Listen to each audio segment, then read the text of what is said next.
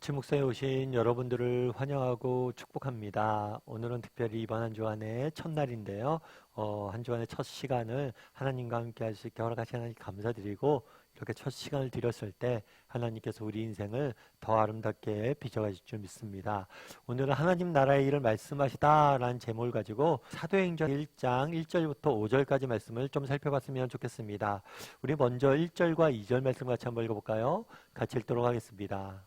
데오빌로여, 내가 먼저 쓴 글에는 무릇 예수께서 행하시며 가르치시기를 시작하신부터 그가 택하신 사도들에게 성령으로 명하시고 승천하신 날까지의 일을 기록하였노라.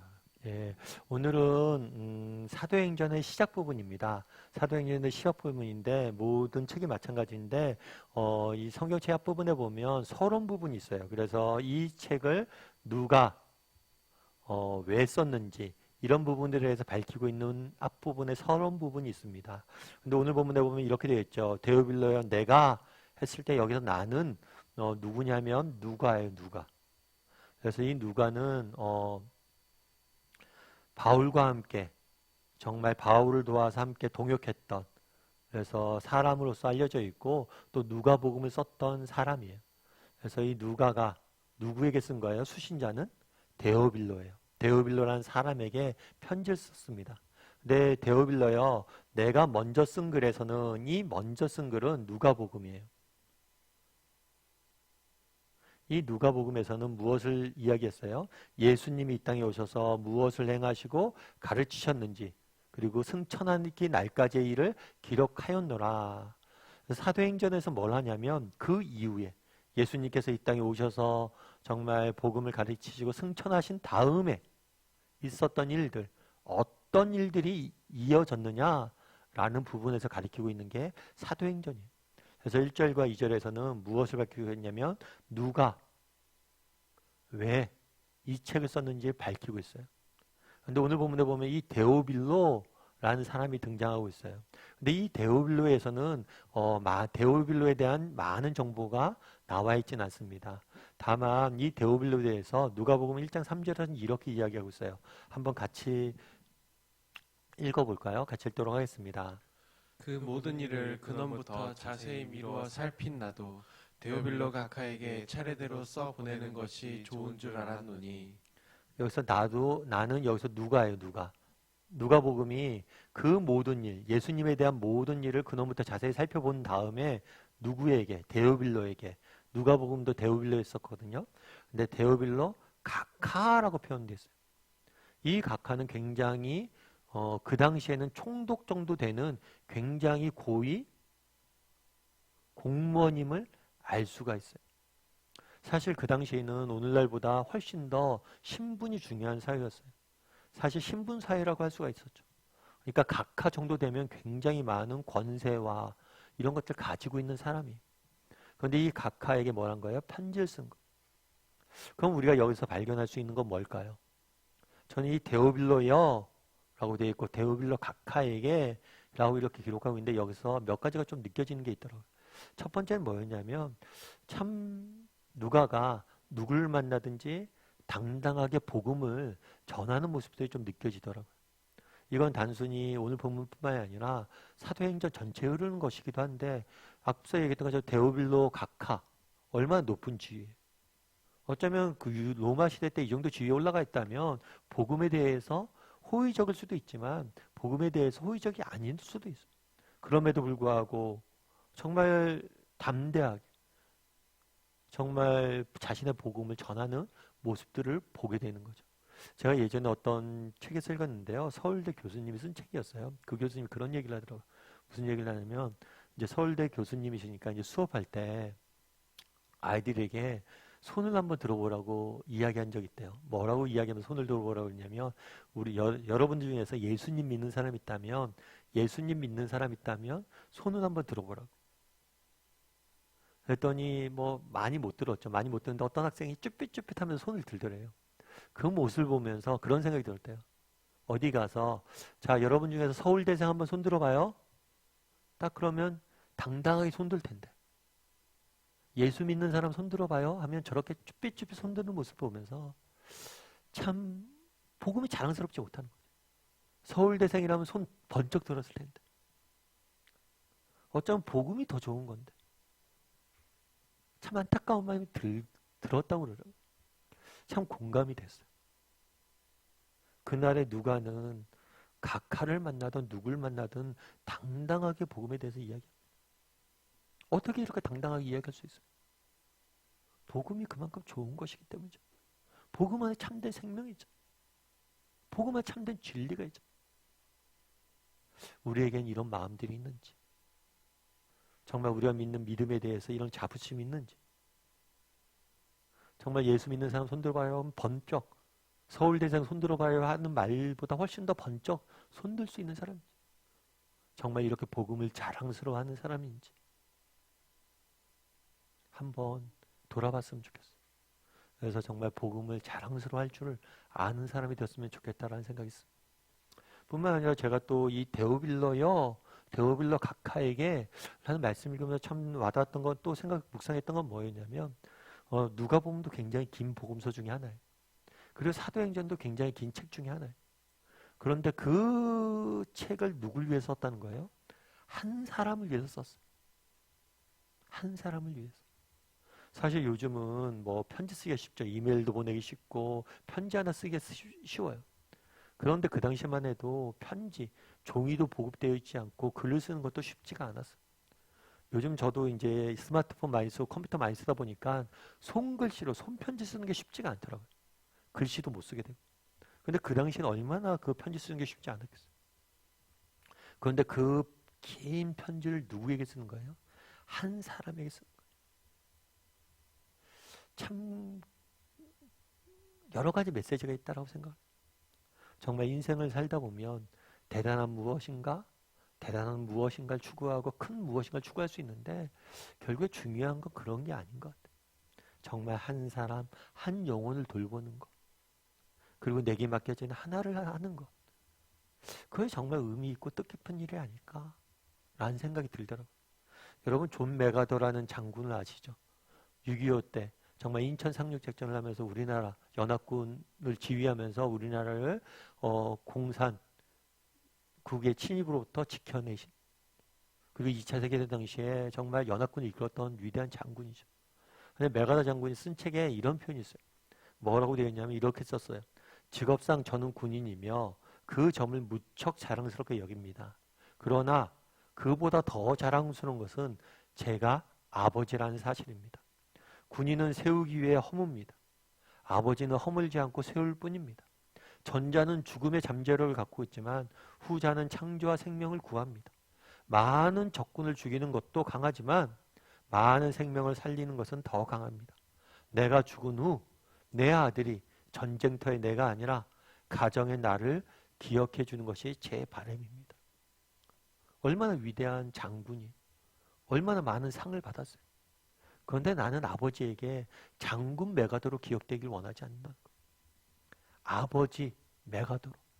왜냐하면 한 영혼을 돌보는 한 사람이 되는 것, 그것이 훨씬 전쟁 영웅보다 중요한 일이라는 것. 참 어쩌면 메가더 장군도 이렇게 한 사람에 대한 열정들이 있었기 때문에 그 전쟁의 과정 속에서도 정말 사람을 살리려고 노력했던 장군이 아니었을까, 여러 가지 생각이 들더라고요. 그날의 누가복음도 그렇고 사도행전도 그렇잖아요. 수진자가 한 사람에게 복음을 전하기 위해서 이렇게 애쓰는 모습,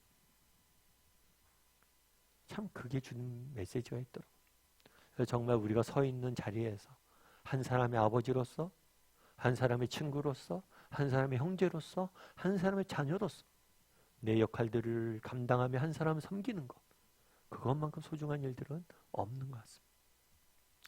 오늘 사도행전의 서론 부분에 대해 살펴봤는데요. 사도행전은 누가가 데오빌로에게 쓴 편지입니다. 그래서 여기서 우리가 정말 한번 점검해 봤으면 좋겠어요.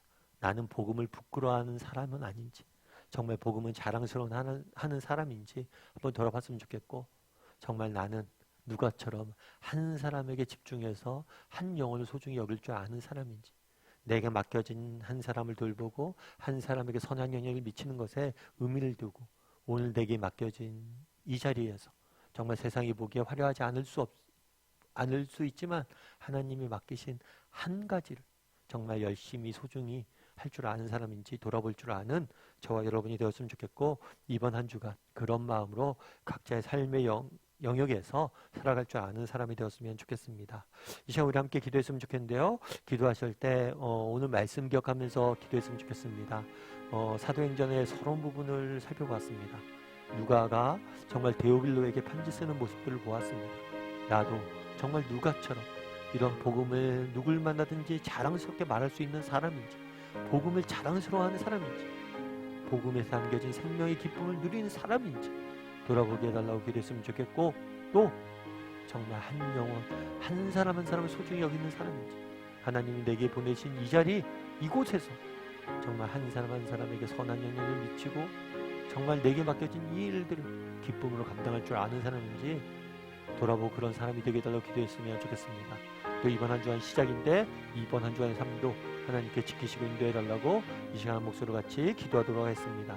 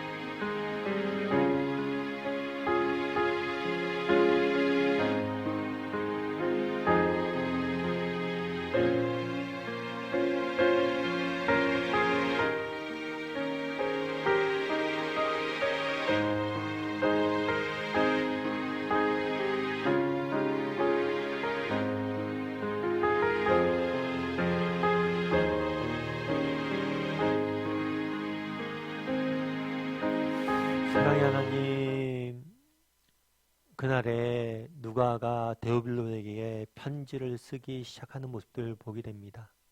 정말 우리도 누가처럼 누굴 만나든지 정말 복음을 당당히 전할 수 있고 증거할 수 있는, 복음을 자랑스러워할 수 있는 사람들이 될 수 있도록 붙잡아 주시옵소서.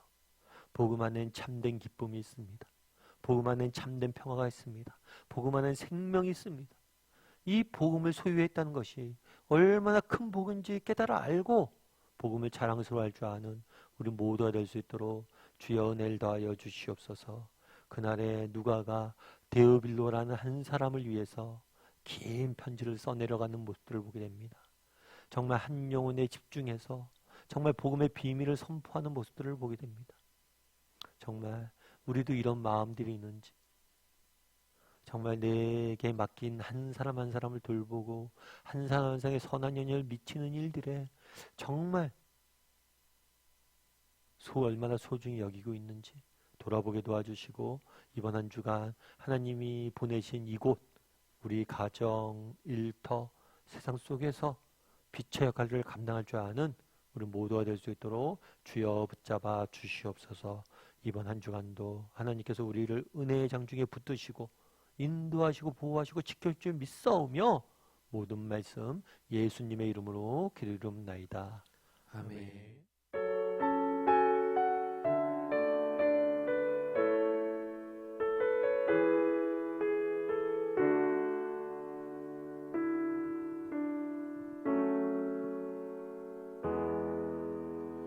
소망 없는 내 삶에 새 생명 허락하신